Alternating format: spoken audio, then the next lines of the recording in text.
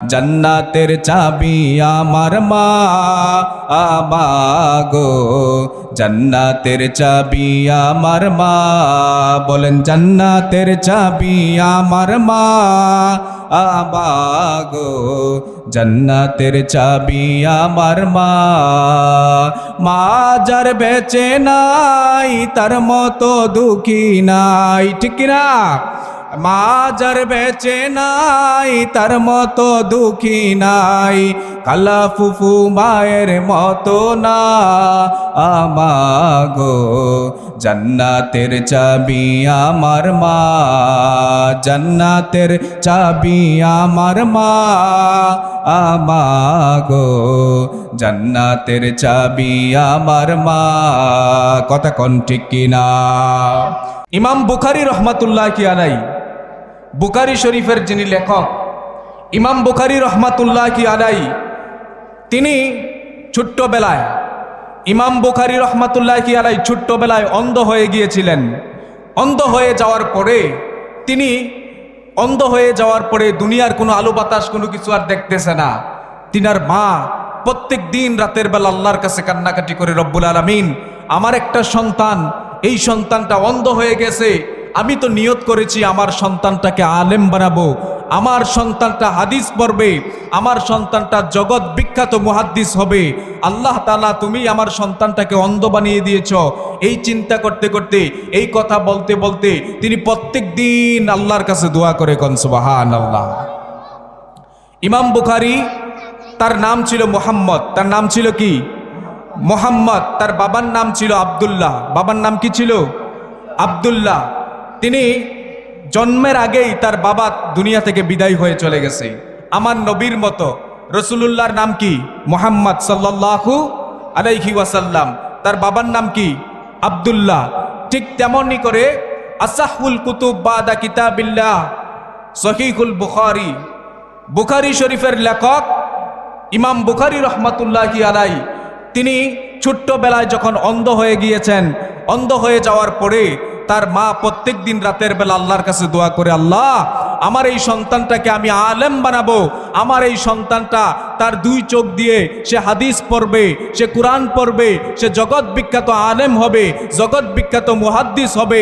আল্লাহ তুমি তার চক্ষু দৃষ্টিশক্তি ফিরিয়ে দাও, কোন সুবহানাল্লাহ। এমনি করেন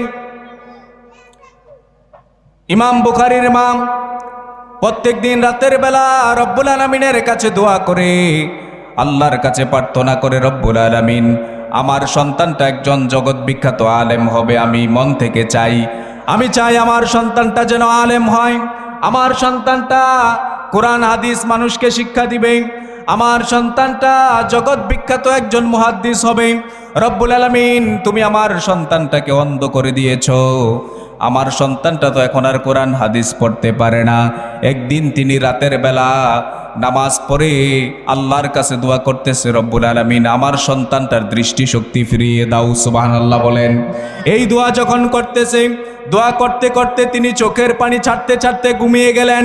হঠাৎ করে ঘুমের স্বপ্ন যুগে আমাদের জাতির পিতা সাইয়েদনা ইব্রাহিম আলাইহিস সালাম স্বপ্ন যুগে তার ঘরে হাজির, এসে বলতেছে, ও মুহাম্মদের আম্মা, শোনো, তুমি আর কান্না করতে হবে না, রব্বুল আলামিন তোমার দোয়াকে কবুল করে নিয়েছে, তোমার সন্তানকে আল্লাহ তাআলা দৃষ্টিশক্তি ফিরিয়ে দিয়েছে, কোন সুবহানাল্লাহ। ইমাম বুখারী রাহমাতুল্লাহি আলাইহি সকালবেলা ঘুম থেকে উঠে মাকে ডাক দিয়ে বললেন, মা, ও মা, আমি তো আমার চক্ষু দিয়ে দেখতে পারি, সুবহানাল্লাহ বলেন। সন্তান বলতেছে, মা গো, ও মা, আমি আমার চোখ দিয়ে দেখতে পারতেছি, আল্লাহ রাব্বুল আলামিন আমার দৃষ্টিশক্তি ফিরিয়ে দিয়েছে। ইমাম বুখারী রাহমাতুল্লাহি আলাইহি, যেটাকে বলা হয় আসাহুল কুতুবি বাদা কিতাবিল্লাহ, as-সাহিহু লিল বুখারী, আসমানের নিচে জমিনের উপরে পবিত্র কুরআনুল কারীমের পরে যেই কিতাবটার দাম সবচাইতে বেশি, সেই কিতাবটার নাম হচ্ছে বুখারী শরীফ। কথা বলেন ঠিক কিনা? আসমানের নিচে জমিনের উপরে কোরআনের পরে সবচাইতে গ্রহণযোগ্য যেই কিতাবটা, সেই কিতাবটার নাম হচ্ছে বুখারী শরীফ। এই বুখারী শরীফ তিনি লিখেছেন, তিনি বুখারী শরীফ লিখেছেন, আর তার জীবনের মধ্যে পাওয়া যায় তার মায়ের দোয়ার বদৌলতে তিনি চোখের দৃষ্টিশক্তি ফিরে পেয়েছে। শুধু দৃষ্টিশক্তি ফিরে পায় নাই, কিতাবের মধ্যে পাওয়া যায় ইমাম বুখারী রহমাতুল্লাহি আলাইহি তিনি রাতের চাঁদের আলো দিয়া, চাঁদের মিটমিট আলো দিয়া তিনি এই আলোতে সুন্দর করে কিতাব লিখতে পারতেন। কোন সুবহানাল্লাহ। মায়ের দোয়ার কারণে তিনি দৃষ্টিশক্তি ফিরে তো পেয়েছেন, এমন দৃষ্টিশক্তি পেয়েছেন যে চাঁদের আলো দিয়া তিনি কিতাব লিখতে পারতেন। সুবহানাল্লাহ কইতেন না? তাহলে মায়ের দোয়ার বরকত আছে না নাই? কথা কয় না, আছে না নাই? মা যদি সন্তানের জন্য দোয়া করে, এই সন্তান এই দোয়াটা রব্বুল আলামিন সাথে সাথে কবুল করে নেয়। সুবহানাল্লাহ বলেন। এজন্য সন্তানের জন্য মায়ের দোয়াটা একটা বড় পাওয়া, ঠিক কিনা বলেন? এই দুনিয়াতে যত আল্লাহর ওলি ছিল সবাই মায়ের দোয়ার বদৌলতে আল্লাহওয়ালা হয়েছে। মায়ের দোয়ার কারণে তারা জগৎ বিখ্যাত মুফতি মুহাদ্দিস হতে পেরেছে। কথা কোন ঠিক কিনা? মায়ের দোয়া ছাড়া কেউ বড় হতে পারে না। কথা বলেন ঠিক কিনা? মনে রাখবেন যুবক ভাইরা, মা যদি তোমার প্রতি সন্তুষ্ট থাকেন, বাবা যদি তোমার প্রতি সন্তুষ্ট থাকেন, তাইলে আল্লাহও সন্তুষ্ট থাকবে। ঠিক কিনা বলেন? মা বাবা যার প্রতি অসন্তুষ্ট থাকবে, রব্বুল আলামিন তার প্রতি অসন্তুষ্ট থাকবে। মাকে কষ্ট দিয়ে জীবনে কোনোদিন তুমি শান্তিতে থাকতে পারবে না। কথা কোন ঠিক কিনা? আল্লাহর হাবিব সাল্লাল্লাহু আলাইহি ওয়াসাল্লাম হাদিসের মধ্যে বলেছেন, আলা উনাব্বিউকুম বিআকবারিল কাবাইরি সালাসা, কুলনা বালা ইয়া রাসূলুল্লাহ, ক্বালা আল ইশরাকু বিল্লাহ ওয়া উকুকুল ওয়ালিদাইন ওয়া কানা মুত্তাকিআন ফাজালাসা ফাকালা আলা ওয়া কাউলুজ জুর ওয়া শাহাদাতুজ জুর। আল্লাহর হাবিব সাল্লাল্লাহু আলাইহি ওয়াসাল্লাম বলেছেন, হাদিসটা ভালো করে খেয়াল করেন। আল্লাহর নবী বলেছেন, আলা উনাব্বিউকুম বিআকবারিল কাবাইরি সালাসা। আল্লাহর নবী বলেছেন, ও সাহাবীরা, আমি কি তোমাদেরকে তিনটি বড় বড় পাপ সম্পর্কে বলবো নাকি? কুলনা বালা ইয়া রাসূলুল্লাহ। সাহাবায়ে কেরাম বললেন, ওগো আল্লাহর নবী, আপনি আমাদেরকে বলেন। ক্বালা, আল্লাহর হাবিব বললেন, এক নম্বরে আল ইশরাকু বিল্লাহ, আল্লাহর সাথে শরীক করা। কার সাথে? আল্লাহর সাথে। আল্লাহর সাথে কি শরীক করা যাবে কাউকে? কথা কয় না। শরীক করা যাবে? কাউকে শরীক করা যাবে না। এক নম্বরে হলো আল্লাহর সাথে শরীক করা। দুই নম্বরে হচ্ছে ওয়া উকুকুল ওয়ালিদাইন, পিতামাতার অবাধ্য হওয়া। দুই নম্বরে কি? পিতামাতার অবাধ্য হওয়া। তারপরে আল্লাহর হাবিব সাল্লাল্লাহু আলাইহি ওয়াসাল্লাম বলেন, ওয়া কানা মুত্তাকিআন ফাজালাসা। আল্লাহর হাবিব সাল্লাল্লাহু আলাইহি ওয়াসাল্লাম একটু হেলানরত অবস্থায় ছিলেন, তারপরে তিনি বসলেন। সুবহানাল্লাহ বলেন। ক্বালা, তারপরে আল্লাহর হাবিব বললেন, আলা ওয়া কাউলুজ জুর ওয়া শাহাদাতুজ জুর। আল্লাহর নবী বললেন, শোনো শোনো, সাবধান, কখনো মিথ্যা কথা বলবে না এবং মিথ্যা সাক্ষী দিবে না। মিথ্যা কথা বলার মতো লোক আমাদের সমাজে মনে হয় নাই। কথা কয় না? আসেনি? বহুত আছে। কথা কন ঠিক কিনা? তাইলে তিনটা বড় বড় পাপ, এর মধ্যে প্রথমটা হচ্ছে কি?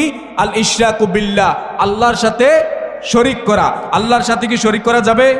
কথা কয় না। আল্লাহর সাথে শরীক করা যাবে? যাবে না। দুই নম্বরে হচ্ছে ওয়া উকুকুল ওয়ালিদাইন, পিতামাতার অবাধ্য হওয়া। পিতামাতার অবাধ্য হওয়া যাবে না। কথা কোন ঠিক কিনা? তিন নম্বরে হচ্ছে মিথ্যা কথা বলা এবং মিথ্যা সাক্ষী দেয়া। মিথ্যা সাক্ষী দেওয়ার মতো সমাজের লোক আছে না নাই? এই কথা বলেন, আছে না নাই?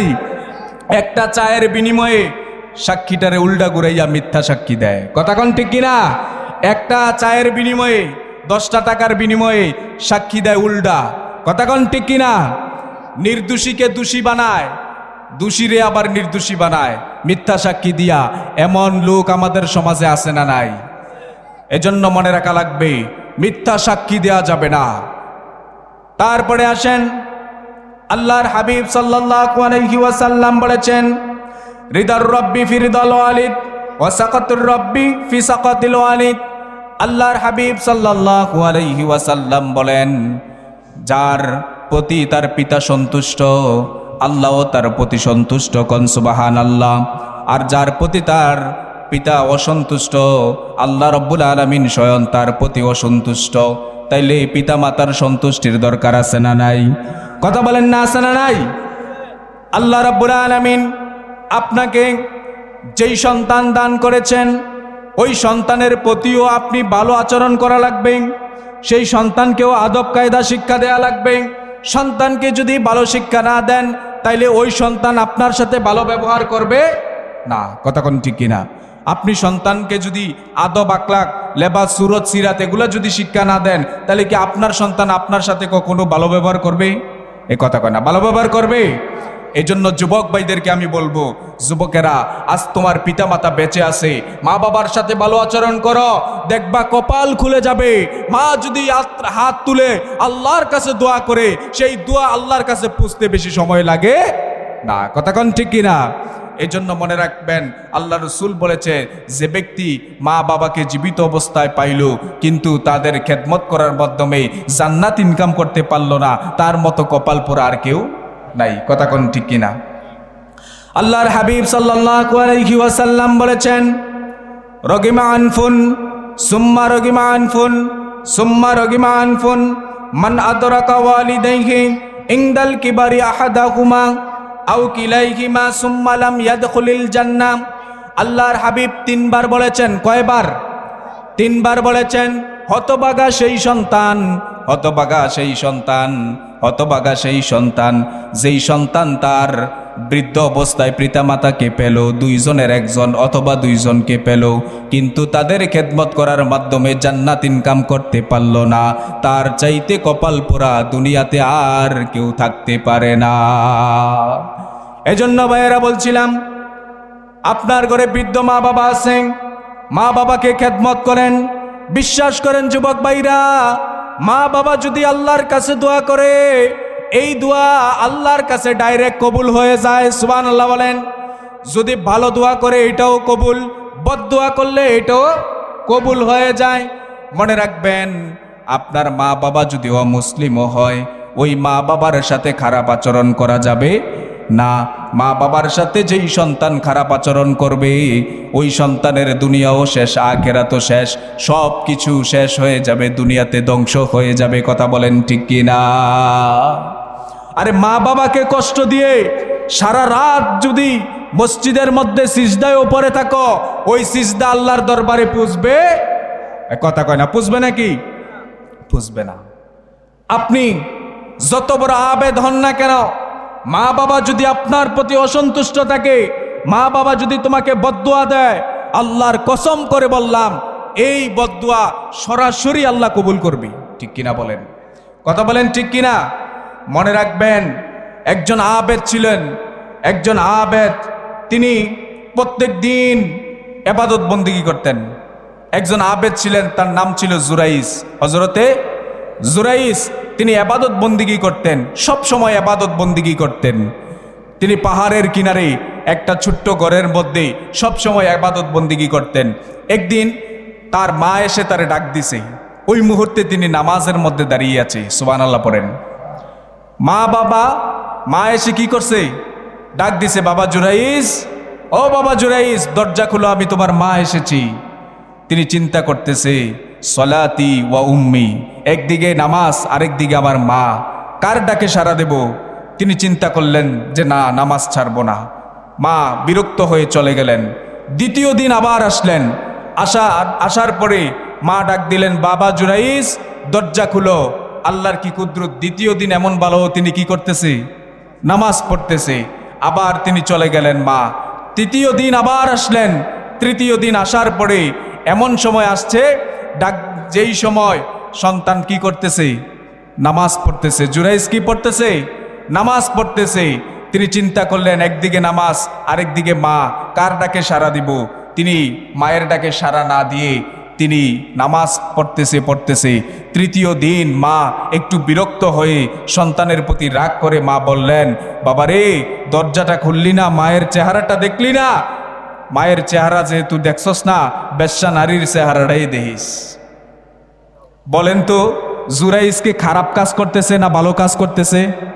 এ কথা কয় না, খারাপ কাজ না ভালো কাজ? ভালো কাজ কিনা? নামাজ পড়তেছে। কিছুদিন পরে খবর হয়ে গেল, আহা, মায়ের বদদুয়াটা কেমন একটু খেয়াল করেন। ওই এলাকার মধ্যে একটা বেশ্যা নারী ছিল। ওই বেশ্যা নারীর পেটের মধ্যে বাচ্চা আসছে, বাচ্চা গর্ভপাত হয়েছে, দুনিয়াতে জমিনে বাচ্চা এসেছে। ওই বেশ্যা মহিলাকে এলাকার লোকেরা, সমাজের লোকেরা জিজ্ঞাসা করলো, তোমার বাচ্চা কার, এই সন্তানটা কার? ওই বেশ্যা নারীটা বলতেছে, এটা হচ্ছে জুরাইজের বাচ্চা। নাউজুবিল্লাহ কর। এই কথাটা কি সত্য না মিথ্যা? কথা কয় না, সত্য না মিথ্যা? বলে এটা জুরাইজের বাচ্চা। এলাকার মানুষ খেপে গেল, অবাক হয়ে গেল, কিংকর্তব্য বিমূঢ় হয়ে গেল। এলাকার মানুষ চিন্তা করতেছে, হারে যারে আমরা বড় বুজুর্গ মনে করি, আবেদ মনে করি, আমরা গাছের মধ্যে যদি একটা ফল ধরে এই ফলটা তারে খাওয়াই, আমরা ভালো কাজ করলে তারে খাবারটা আগে দেই, আমরা তারে বড় বুজুর্গ মনে করি, কিন্তু বেশ্যা নারীর সাথে সে গোপনে জেনা করেছে। এলাকার মানুষেরা তাকে দরজা ভেঙ্গে বের করেছে, বের করে তার এবাদতখানাটা আগুন দিয়া পুরাইয়া দিছে। নাউজুবিল্লাহ। আগুন দিয়া পুরাইয়া দেওয়ার পরে জুরাইজ বলতেছে, তোমরা কি জন্য আমার সাথে এমন ব্যবহার করতেছো, বিষয়টা তো বুঝতে পারলাম না। এলাকার মানুষেরা বলল, জুরাইজ রে, এই বাচ্চাটা কার? এই বাচ্চাটা তোমার। ওই বেশ্যা মহিলার সাথে তুমি জানা করেছ, এই জন্য তার বাচ্চা হয়েছে, তুমি এই বাচ্চার বাবা। নাউজুবিল্লাহ পড়বেন না? এলাকার লোকেরা বলতেছে, তুমি জানা করার কারণে এই মহিলার পেটের মধ্যে বাচ্চা এসেছে, এই বাচ্চাটা তোমার। জুরাইজ বলতেছে, বাচ্চাটা কোথায়? আমার কাছে নিয়ে আসো। সুবহানাল্লাহ বলেন। বাচ্চাটাকে নিয়ে আসা হলো। বাচ্চাটাকে যখন নিয়ে আসা হলো, তখন হজরতে জুরাইজ বাচ্চাটাকে জিজ্ঞাসা করলেন। কি জিজ্ঞাসা করলেন? বাচ্চাটাকে হজরতে জুরাইজ, দুধের বাচ্চা, ছোট্ট বাচ্চা, যেই বাচ্চা এখনো কথা বলতে পারে না, ছোট্ট বাচ্চা, কথা বলতে পারে না। জুরাইজ ওই বাচ্চাটাকে ডাক দিয়ে বললেন, ও ওয়ালাদ, রে সন্তান, তোর পিতাকে, তোর বাবাকে, সুবহানাল্লাহ বলবেন না? জিজ্ঞাসা করলেন তোর বাবাকে। ওই ছোট্ট বাচ্চাটা ডাক দিয়ে বলতেছে, এই জুরাইজ অপরাধী নয়, আমার বাবা হচ্ছে একজন রাখাল, আমার মা একটা রাখালের সাথে জেনা করার কারণে আমি জেনার বাচ্চা জন্ম নিয়েছি, জুরাইজের কোনো দোষ নাই। কোন সুবহানাল্লাহ। এলাকার লোকেরা জুরাইজের কাছে ক্ষমা চাইতেছে। জুরাইজ, ও জুরাইজ, আমরা তোমার কাছে ভুল করেছি, তোমার ইবাদতখানাটা আমরা ভেঙে দিয়েছি, আমরা বড় অপরাধ করে ফেলেছি, তুমি যদি বলো আমরা স্বর্ণ দিয়ে তোমাকে একটা ইবাদতখানা করে দেবো। কোন সুবহানাল্লাহ। জুরাইজ বলতেছে যে না, আমাকে স্বর্ণ দিয়ে ইবাদতখানা করে দিতে হবে না, আমাকে তোমরা আমার যেমন ইবাদতখানা ছিল এমন ইবাদতখানা করে দাও, তাইলে আমি এটার মধ্যে ইবাদত বন্দিগি করব। আমি আপনাদেরকে বুঝাইতে চাইলাম যে তার কোনো অপরাধ ছিল না, অপরাধ না থাকা সত্ত্বেও তিনি নামাজরত অবস্থায় ছিলেন। 3 দিন এসে মা ফিরে যাওয়ার পরে মা বিরক্ত হয়ে যখন বলছে যে মায়ের চেহারাটা দেখিস না, বেশ্যা নারীর চেহারা দেখিস, আল্লাহ কবুল করছেনি? এর কথা কয় না, আল্লাহ কবুল করছেনি? আল্লাহ বেশ্যা নারীর চেহারা দেখাইছে কিনা? আহা, এজন্য বলছি বাবারাম, মায়ের দোয়াটা এমন একটা দোয়া যেটা আল্লাহ এবং মায়ের দোয়ার মাঝখানে কোনো পর্দা থাকে না, ঠিক কিনা বলেন? আল্লাহ এবং মায়ের দোয়ার মাঝখানে কোনো পর্দা থাকে না। হজরতে আলকামা রাদিয়াল্লাহু তাআলা একজন সাহাবী, নাম শুনছেন কিনা? হজরতে আলকামা রাদিয়াল্লাহু তাআলা নবীজির একজন বিশিষ্ট সাহাবী।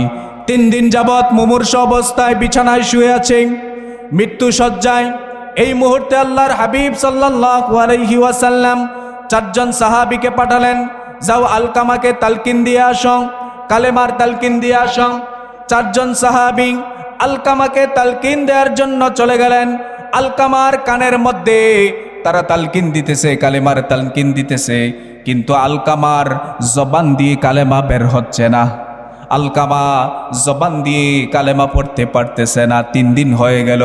রাসূলুল্লাহর দরবারের মধ্যে সাহাবীরা খবর পাঠিয়েছে, ইয়া রাসূলুল্লাহ, ইয়া হাবিবাল্লাহ, আলকামা তো জবান দিয়ে কালেমা পড়তে পারতেছে না। এই সংবাদ শুনে আল্লাহর হাবিব আলকামার কাছে আসলেন।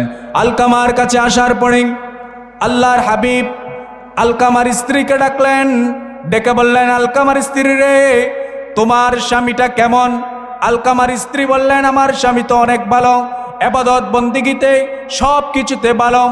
তারপরে আলকামার মাকে ডাকলেন, মাকে ডাকার পরে আলকামার মাকে জিজ্ঞাসা করা হলো, আলকামার মা আপনি বলেন আপনার সন্তানটা কেমন? কয় আমার সন্তানটা ভালো। আচ্ছা বলেন আপনার সাথে আপনার সন্তান কেমন আচরণ করত? আলকামার মা কথা বলে না। আলকামার মা চুপ করে আসেন। আল্লাহর হাবিব বুঝতে পারলেন অবশ্যই অবশ্যই আলকামা তার মায়ের সাথে বেয়াদবি করেছে, তার মায়ের সাথে খারাপ আচরণ করেছে, এই জন্য তার মা অসন্তুষ্ট হয়ে আছে। কথা কোন ঠিক কিনা? আলকামার মা অসন্তুষ্ট তার প্রতি। আল্লাহর হাবিব বললেন, রে আলকামার মা তুমি তোমার সন্তানটাকে মাফ করে দাও। আলকামার মা ডাক দিয়ে বললেন, ইয়া রাসূলুল্লাহ, ইয়া হাবিবাল্লাহ, আমি আমার সন্তানকে মাফ করতে পারবো না।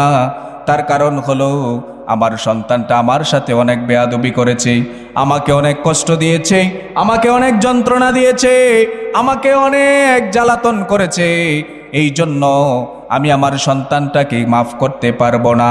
আল্লাহর নবীকে বললেন, সাহাবীরা আগুন জ্বালাও, তোমরা আগুন জ্বালাও, আলকামারে আগুন দিয়া ফুঁড়ে ফেলবো। নবীজির মনের ইচ্ছা হলো মায়ের সামনে কোন সন্তানকে কি পুড়তে দিবে মা? কথা কন, দিবে? আল্লাহর নবী বললেন, ও সাহাবীরা আগুন জ্বালাও, আলকামারে আগুন দিয়ে পুড়ে ফেলবো।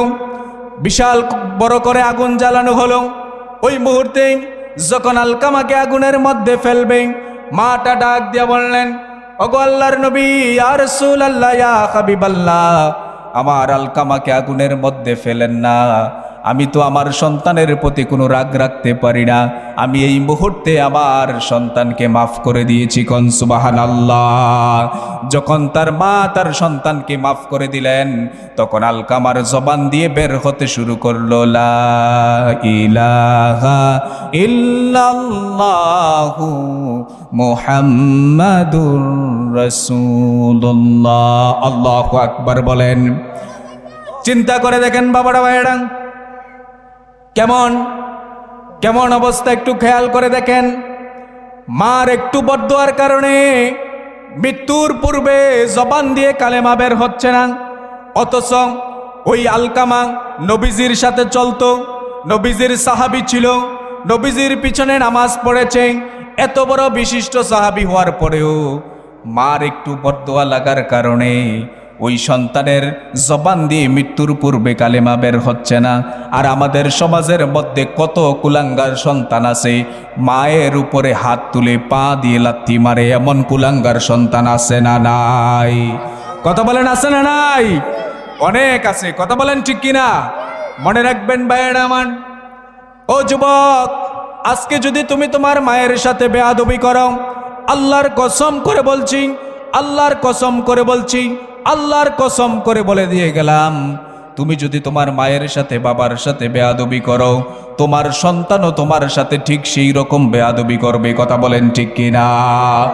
আপনি যদি আপনার বাবাকে, আপনার মাকে, বৃদ্ধ মা বাবাকে যদি আপনি বৃদ্ধাশ্রমে পাঠান, আল্লাহর কসম আপনার সন্তানও আপনাকে পাঠাবে। ঠিক কিনা বলেন? একজন সন্তান কোটিপতি, টাকার মালিক, সম্পদের মালিক, অনেক কিছুর মালিক, সে তার মাকে বৃদ্ধাশ্রমে রেখে এসেছে। নাউজুবিল্লাহ পড়বেন না? বৃদ্ধাশ্রমে মাকে রেখে এসেছে। দীর্ঘদিন পরে মাকে দেখার জন্য বৃদ্ধাশ্রমে গিয়েছে। দীর্ঘদিন পরে যাওয়ার পরে সন্তানকে দেখে জনম দুঃখী মা চোখের পানিগুলা ছেড়ে দিলেন। ডাক দিয়ে চোখের পানি ছেড়ে দিয়ে বলতেছে, সন্তান রে, এতটা দিন হয়ে গেল, আজকে বুঝি আমি মাকে দেখার জন্য আসলি? এতটা দিন হলো আমি মায়ের কথা বুঝি একটু তোর মনে পড়ল না? আমরা বাবার কথা, মায়ের কথা অনেকে মনে করতে চাই না। দুঃখিনী মা ডেকে বললেন, সন্তান রে, ও সন্তান, আজকে এতটা দিন হলো বৃদ্ধাশ্রমে আমাকে রেখে গেলি, এতটি দিন পার হয়ে গেল রে বাবা, আজকে এতদিন পরে বুঝি তুই আমাকে দেখতে এসেছিস। শোন বাবা, যেহেতু আমাকে দেখতে আসছিস, একটা কথা তোরে বলে দিয়ে যাই, দেখ আমার মাথার উপরে একটা পাখা দেখা যায়, এই পাখাটা ঘুরে না, নষ্ট হয়ে আছে। তুই যদি পারস আমার ইন্তেকালের পরে এই পাখাটারে ঠিক কইরা নিস। কারণ হলো আমি জানি তুই যেহেতু আমাকে এই বৃদ্ধাশ্রমে পাঠিয়েছিস, তোর সন্তানরাও ঠিক এই বৃদ্ধাশ্রমে তোরে পাঠাইব। আর আমি মা গরম সহ্য করতে পারি, এই জন্য কষ্ট করে জীবনযাপন পার করতেছি। তুই তো বাবা আমার সন্তান ফ্যান ছাড়া থাকতে পারবি না, এই জন্য আমার মাথার উপর ফ্যানটা তুই ঠিক করে নিস। আরে বাবারা, মা যে কেমন ধন, মা যে কত বড় সম্পদ, এটা তো এই জামানার যুবকেরা বুঝলো না, ঠিক কিনা বলেন? মা যে কত বড় সম্পদ, এটা এই জামানার সন্তানেরা বুঝলো না। হযরতে বাইজিদ বুস্তামি রাদিয়াল্লাহু রাহমাতুল্লাহি আলাইহি, নাম শুনছেন কিনা? বাইজিদ বুস্তামি এত বড় আল্লাহর ওলি হয়েছে কিভাবে? মায়ের দোয়ায়, ঠিক কিনা বলেন? মা বলেছে, সন্তান আমার জন্য একটু পানি নিয়ে আসো। রাতের বেলা বাইজিদ বুস্তামি ওই কলের কাছে গিয়ে দেখে পানি নাই। কলসের কাছে গিয়ে যখন দেখলেন পানি নাই, তিনি দূর থেকে পানি আনতে চলে গেলেন দূরে। আসার পরে তিনি দেখতেছে মা ঘুমিয়ে গেছে। চিন্তা করলেন, আমার মা যেহেতু ঘুমিয়ে গেছে, মার ঘুমটা ভাঙবো না। সুবহানাল্লাহ বলেন। পানির মগটা হাতের মধ্যে নিয়ে তিনি দাঁড়িয়ে আছে মায়ের মাথার শিওরে, মাথার কাছে দাঁড়িয়ে আছে, সারাটা রাত দাঁড়িয়ে আছে। ফজরের আজানের ওয়াক্ত যখন হয়ে গেল, ফজরের নামাজের সময় যখন চলে আসলো, তখন মসজিদের মধ্যে যখন মুয়াজ্জিন বলেছে আসসালাতু খায়রুম মিনান নাওম, ওই বাইজিদ বুস্তামির মার ঘুম ভেঙে গেল। ঘুম ভাঙ্গার পরে বাইজিদ বুস্তামির মা চক্ষু মেলে তিনি দেখতেছে তার সন্তান তার মাথার শিওরে একটা পেয়ালার মধ্যে পানি নিয়ে দাঁড়িয়ে আছে। মা সন্তানটাকে জিজ্ঞাসা করলেন, বাবারে, ও বাবা, তুমি কেন পানি নিয়ে দাঁড়িয়ে আছো? বাইজিদ বুস্তামি ডেকে বললেন, মা, তুমি তো আমার কাছে পানি চেয়েছিলে, আমি কলসের মধ্যে পানি পাই নাই, এই জন্য একটু দূরে গিয়েছি পানি আনার জন্য, তোমাকে খাওয়ানোর জন্য। আসার পরে আমি দেখতেছি তুমি ঘুমিয়ে গিয়েছ। আজকে ঘুমের ঘরে তোমাকে আমি ডাক দেই নাই, যদি তোমার ঘুমটা ভেঙে যায়, এই জন্য আমি তোমার মাথার কাছে পানির পেয়ালা নিয়ে দাঁড়িয়ে আছি, যেন যখন তোমার ঘুম ভাঙ্গে তখন যেন তোমাকে আমি পানিটা পান করাইতে পারি। কোন সুবহানাল্লাহ। বাইজিদ বুস্তামির মা খুশি হয়ে গেলেন। ফজরের নামাজ পড়লেন। নামাজ পড়ে আল্লাহর কাছে দোয়া করলেন, আল্লাহ, আমার সন্তানটা, আমি মাকে সন্তুষ্ট করার জন্য, আমি মাকে পানি পান করানোর জন্য পানির পেয়ালা নিয়ে সারাটা রাত্র দাঁড়িয়ে আছে। রব্বুল আলামিন, যেই সন্তানটা আমি মাকে খুশি করার জন্য পানির পেয়ালা নিয়ে দাঁড়িয়ে আছে, আমি তোমার কাছে একটা দরখাস্ত করি, আমার বাইজিদকে তুমি জগৎ বিখ্যাত আল্লাহর ওলি বানায়া দিও। কোন সুবহানাল্লাহ। মায়ের দোয়া পেয়ে বাইজিদ বুস্তামি আল্লাহর ওলি হতে পেরেছে। কথা কোন ঠিক কিনা?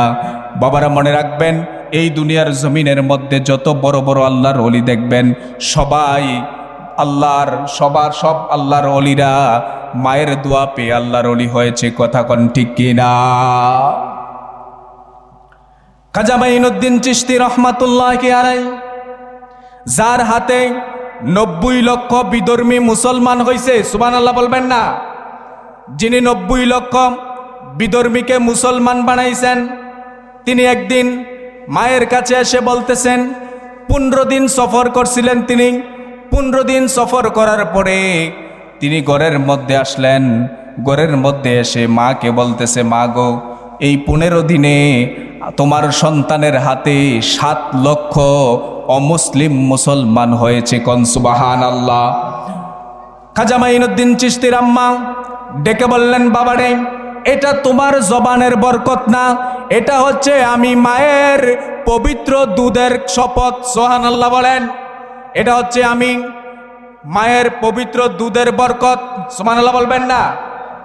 ভাই আল্লাহর ওলির মা ডেকে বললেন, বাবারে শোনো, তুমি মনে করেছো তোমার জবানের বরকতে 15 দিনে তুমি 7 লক্ষ মুসলিমকে মুসলমান বানাইছো। খাজা মাইনুদ্দিন চিশতি রহমাতুল্লাহি আলাইহি ডেকে বললেন, মা, তাহলে কেমনে হয়েছে তুমি বলো।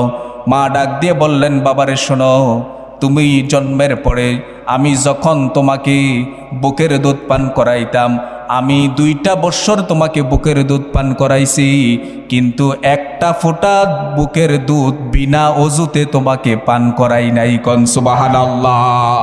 আমি মায়ের বুকের দুধের অজু করে দুধ পান করানোর কারণে এই দুধ পান করে তোমার জবানের মধ্যে আল্লাহ এত বরকত দিয়েছে। কোন সুবহানাল্লাহ। এজন্য মনে রাখবেন বাবারা, ও যুবকেরা, সারাটা জীবন যদি মায়ের খেদমত করো, একটা ফোঁটা দুধের ঋণ শোধ করতে পারবে না। ঠিক কিনা বলেন?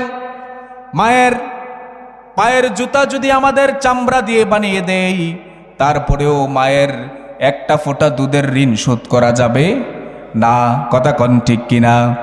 মায়ের একদার দুধের দাম কাটিয়া গায়ের চাম, মায়ের একদার দুধের দাম, বলেন মায়ের একদার দুধের দাম কাটিয়া গায়ের চাম, পাপুষ বানাইলে ও ঋণের শোধ হবে না, এমন দরদি ববে আর হবে না আমার মা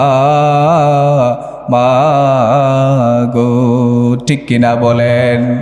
বাবারে বায়েরা, ও বাবারা, আপনি আপনার শরীরের চামড়া দিয়ে মারে যদি জুতা বানাইয়া দেন, সারাটা জিন্দিগি যদি এই জুতা, আপনার শরীরের চামড়ার জুতা যদি মা ব্যবহার করে, তারপরেও আপনি মায়ের ঋণ শোধ করতে পারবেন না। কথা কোন ঠিক কিনা? এই জন্য আপনাদেরকে বলছি, মার খেদমত করার দরকার আছে না নাই? এ কথা কোন দরকার আছে না নাই? মার খেদমত ছাড়া আল্লাহর ওলি হতে পারবেন না। কথা কোন ঠিক কিনা? এই জন্য বাবারা, আল্লাহর ওলি হওয়ার জন্য মা বাবার খেদমত করতে হবে। ঠিক কিনা বলেন? অনেকে আছে দেখবেন হুজুরদেরকে বড় মহাব্বত করে আল্লাহর ওলিদের দরবারে যায়, কিন্তু মা বাবার খেদমত করে না। আছে না নাই? কথা কোন আছে না নাই? মনে রাখবেন যুবক, সারাটা জিন্দিগিতেও যদি তুমি মাকে অসন্তুষ্ট করে হুজুররারে যদি লাখটিও হাদিয়া দাও, তোমার পীর মুর্শিদরে যদি লাখটিও হাদিয়া দাও, এই হাদিয়ায় কোনো কাজে আসবে না। মায়ের একটা ফোঁটা চোখের পানিতে তোমার জীবন ধ্বংস হয়ে যাবে। ঠিক কিনা বলেন? এক ফোঁটা চোখের পানি যদি তুমি, তোমার মা যদি তোমার জন্য কষ্ট পেয়ে এক ফোঁটা চোখের পানিও যদি ফেলে দেয়, তোমার জীবন শেষ, তোমার দুনিয়াও শেষ, আখেরাতও শেষ। ঠিক কিনা বলেন? এজন্য মা বাবার সম্মান করতে হবে, মা বাবাকে কষ্ট দেয়া যাবে না। কথা কোন ঠিক কিনা? আল্লাহ রাব্বুল আলামিন কুরআনুল কারীমের মধ্যে বলেছেন, وَقَضَى رَبُّكَ أَلَّا تَعْبُدُوا إِلَّا إِيَّاهُ وَبِالْوَالِدَيْنِ إِحْسَانًا إِمَّا يَبْلُغَنَّ عِندَكَ الْكِبَرَ أَحَدُهُمَا أَوْ كِلَاهُمَا فلا تقل لهما أف ولا تنهرهما وقل لهما قولا كريما। الله أكبر। রব্বুল আলামিন বলেন, وقضى ربك ألا تعبدوا إلا إياه। আল্লাহ রব্বুল আলামিনের ফয়সালা হলো, আল্লাহ ছাড়া কারো ইবাদত বন্দেগী করা যাবে না। ওয়াবিল ওয়ালিদাইনি ইহসানা, এবং মা বাবার প্রতি সদাচরণ করতে হবে, ইহসান করতে হবে। কথা কোন ঠিক কিনা? ইম্মা ইয়াবলুগান্না ইনদাকাল কিবারা আহাদুহুমা আও কিলাহুমা ফালা তাকুল লাহুমা উফফিন ওয়ালা তানহারহুমা ওয়া কুল লাহুমা কওলান কারীমা। তোমাদের মা বাবা দুইজনের একজন অথবা যে কোনো একজন অথবা দুইজন যদি জীবিত থাকে, বৃদ্ধ অবস্থায় তাদের সাথে উফ শব্দটা ব্যবহার করা যাবে না, তাদেরকে ধমক দেয়া যাবে না, এবং তাদের সাথে শিষ্টাচারপূর্ণ আচরণ করতে হবে, ভালো আচরণ করতে হবে। ঠিক কিনা বলেন? আপনার পিতা মাতা যদি বৃদ্ধ হয়ে যায়, দেখবেন বৃদ্ধ মানুষ একটু উলটপালট কথা বলে, তাদের সাথে বিরক্ত হওয়া যাবে না। কথা কোন ঠিক কিনা? আপনার ছোট সন্তানটা ঘরের মধ্যে একটু এদিক দৌড় দেয়, ওদিক দৌড় দেয়, কিন্তু ওই সন্তানটাকে আপনি বড় আদর করেন। ঠিক কিনা বলেন? একটা শিশু বাচ্চা যেমন মা বাবা বৃদ্ধ হওয়ার পরে এমন হয়ে যায়, আপনার সন্তানটাকে আদর করতে পারেন, কিন্তু যেই মা আপনাকে জন্ম দিছে, 10 মাস 10 দিন গর্ভের মধ্যে ধারণ করছে, ওই মাটাকে একটু আদর করতে পারেন না? ওই মা পাওটা একটু টিপে দিবেন, হাতটা একটু টিপে দিবেন, মাকে একটু ভালো ভালো খাবার কিনে দিবেন, ফল কিনে দিবেন, মায়ের জন্য দোয়া করবেন। যাদের মা বাবা আছে বেশি বেশি করে আল্লাহর কাছে তাদের জন্য নেক হায়াত চাইবেন। আর যাদের মা বাবা চলে গেছে, প্রত্যেকটা দিন সকালবেলা মায়ের কবরের পাশে গিয়ে, বাবার কবরের পাশে গিয়ে সূরা ফাতিহা পড়ে, ইখলাস পড়ে, দুরূদ শরীফ পাঠ করে মায়ের জন্য দোয়া করবেন, রব্বির হামহুমা কামা রব্বায়ানি সগীরা। এই দোয়া যদি কোনো সন্তান মা বাবার কবরের পাশে গিয়ে যদি, আল্লাহর কোনো বান্দা কোনো সন্তান যদি মায়ের জন্য বাবার জন্য যদি রব্বির হামহুমা কামা রব্বায়ানি সগীরা দোয়া করে, যদি কোনো সন্তান নেককার সন্তান মা বাবার কবরের পাশে গিয়ে দোয়া করলে রব্বুল আলামিন সঙ্গে সঙ্গে মা বাবার কবরটাকে জান্নাতের বাগান বানিয়ে দেয়। কোন সুবহানাল্লাহ। মা বাবার জন্য দোয়া করার দরকার আছে না নাই? এই কথা কয়টা আসেনি? দরকার আছে কিনা? অবশ্যই দোয়া করতে হবে, ঠিক কিনা বলেন? এই জন্য বাবারা, মা বাবার দোয়া ছাড়া পৃথিবীতে আপনি হিরো হতে পারবেন না। আপনি যদি মনে করেন জীবনে আপনি কিছু করবেন, বিশেষ করে আমি যুবক ভাইদেরকে বলি, আপনি যদি মনে করেন যে দুনিয়াতে আপনি কিছু করতে চান, বড় হতে চান, তাহলে মায়ের কাছে দোয়া চান, বাবার কাছে দোয়া চান, ঠিক কিনা বলেন? মা বাবা যদি আপনার জন্য 2 হাত তুলে দোয়া করে, আল্লাহর কসম করে বলে গেলাম, বুলেট মিস হইতে পারে, মা বাবার দোয়া মিস হবে না। কথা কোন ঠিক কিনা? কিন্তু দুর্ভাগ্য, আমাদের সন্তানেরা মা বাবা যখন বৃদ্ধ হয়ে যায়, ওই মা বাবার সাথে ভালো আচরণ করতে চায় না। কথা কোন ঠিক কিনা? এজন্য মনে রাখা লাগবে, মা বাবার খেদমত করা লাগবে, মা বাবার সেবা করা লাগবে, তাদের জন্য খরচ করা লাগবে টাকা পয়সা, ঠিক কিনা? এই যুবক, তুমি তোমার সন্তানটার দিকে তাকায়া দেখো, তোমার ছোট্ট সন্তানটার দিকে তাকায়া দেখো, তোমার স্ত্রী তোমার ছোট্ট সন্তানটাকে কত আদর করে। তুমিও যখন এত ছোট্ট ছিলা, তোমার মাও ঠিক এভাবে কুলে পিঠে করে মানুষ করে তোমাকে আদর করে বড় করেছে, ঠিক কিনা বলেন? আপনার স্ত্রী যেমন আপনার সন্তানটাকে আদর করে, আপনিও যখন এত ছোট্ট ছিলেন, আপনার মাও আপনাকে এত আদর করেছে, ঠিক কিনা? ডানে যখন প্রস্রাব করে দিতা, জনম দুঃখী মা বামে শোয়াইতো, বামে যখন প্রস্রাব করে দিতা, মা ভিজা জায়গায় শুইয়া শুকনা জায়গায় তোমারে আমারে শুয়াইছে। আপনি এই শুকনা জায়গার মধ্যেও যদি প্রস্রাব করে দিতেন, জনম দুঃখী মা বুকটার মধ্যে শুয়াইছে, এরপরেও বাচ্চাটাকে ঠান্ডা জায়গায় শুয়াইতে দেয় নাই। কথা কোন ঠিক কিনা? ওই মা যাদের আছে, মা বাবার খেদমত বেশি বেশি করে করা লাগবে, ঠিক কিনা বলেন? মা বাবার খেদমত করার দরকার আছে কিনা? বুঝতে হবে, মা বাবার খেদমত এখন উঠেই গেছে। দেশের মধ্যে দৈনন্দিন বৃদ্ধাশ্রম শুধু বাড়তেছে, কমতেছে না, বাড়তেছে শুধু বৃদ্ধাশ্রম। বাড়ার কারণে আমাদের বৃদ্ধ মা বাবারা ওই বৃদ্ধাশ্রমে যায়। আহা, কত দুঃখের বিষয়। একটা বৃদ্ধ মার, বৃদ্ধ বাবার সর্বশেষ আশা থাকে, আমি যখন বৃদ্ধ হব, আমার ছেলে সন্তানেরা আমাকে লালন পালন করবে, আমাকে সেবা যত্ন করবে। কিন্তু এই মাটা, এই বাবাটা যখন বৃদ্ধাশ্রমে চলে যায়, তাদের মতো কষ্ট দুনিয়াতে আর কেউ পায় না। কথা কোন ঠিক কিনা? এই জন্য মাকে সেবা করার দরকার আছে কিনা বাবা? কথা বলেন না যুবক ভাইরা, দরকার আছে কিনা? অবশ্যই। বউয়ের কথায় কখনো মায়ের উপরে হাত তুলবেন না, সাবধান। মনে রাখবেন, বউ একটা চলে গেলে আরেকটা আসবে, কিন্তু মা যদি চলে যায়, এই মা আর ফিরে আসবে না। কথা কোন ঠিক কিনা? নতুন বিয়ে করার পরে বউয়ের কথা শুননা মার সাথে তুমি খারাপ আচরণ করো, বাবার সাথে খারাপ আচরণ করো, মনে রাখবে যুবক, এই বউ যদি তোমার চলে যায়, বউ তোমার আসবে, কিন্তু মা যদি চলে যায়, মা কখনো আসবে না, বাবা কখনো আসবে না।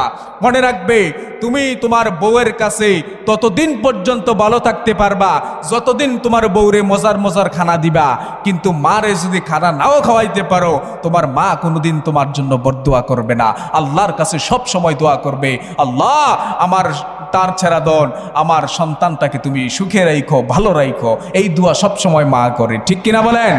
এই জন্য মায়ের খেদমত করবেন, কথা কোন ঠিক কিনা? বাবারা ভাইয়েরা আমার, মা আছে যার সব আছে তার, মা আছে যার জান্নাত আছে তার। আপনি লক্ষ টাকা খরচ করে হজ করতে গেলেন, এই হজ কবুল হইতেও পারে, নাও হইতে পারে, ঠিক কিনা বলেন? আচ্ছা, এনে হজ করছেন কারা কারা আছেন? হজ করছেন কারা কারা আছেন? আচ্ছা, আপনারা যে হজ করছেন, আপনারা কেউ কি বলতে পারবেন যে আমার হজটা কবুল হয়েছে? এরকম গ্যারান্টি দিয়ে কেউ বলতে পারবেন? পারবেন না। কিন্তু মায়ের চেহারার দিকে তাকাইলে সরাসরি কবুল হজের সওয়াব আপনার আমল নামার মধ্যে রব্বুল আলামিন লিখে দিবে। কোন সুবহানাল্লাহ। লক্ষ টাকা দিয়ে হজ করে এসেছো যুবক, এই হজ কবুল হইতেও পারে, নাও হইতে পারে, কিন্তু মায়ের দিকে, বাবার দিকে যদি মায়ার নজরে একটু ভালো করে তাকাও, তাইলে তোমার আমল নামার মধ্যে কবুল হজের সওয়াব লিখে দিবে আল্লাহ। সুবহানাল্লাহ বলেন।